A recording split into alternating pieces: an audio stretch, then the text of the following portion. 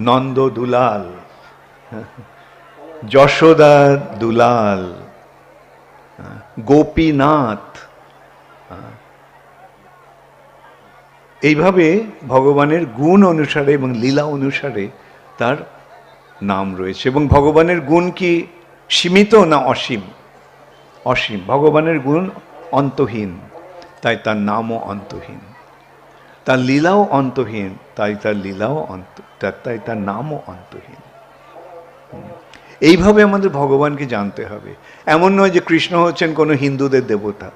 না, হিন্দু, মুসলমান, খ্রিস্টান, ইহুদি নির্বিশেষে সকলের ঈশ্বর, সকলের ভগবান। তাকে তিনারা যে নামেই সম্বোধন করুন না কেন, তিনি হচ্ছেন সেই এক এবং অদ্বিতীয় পরম পুরুষ। এটা আমাদের সবার আগে জানতে হবে। এবং এই ভগবান হচ্ছেন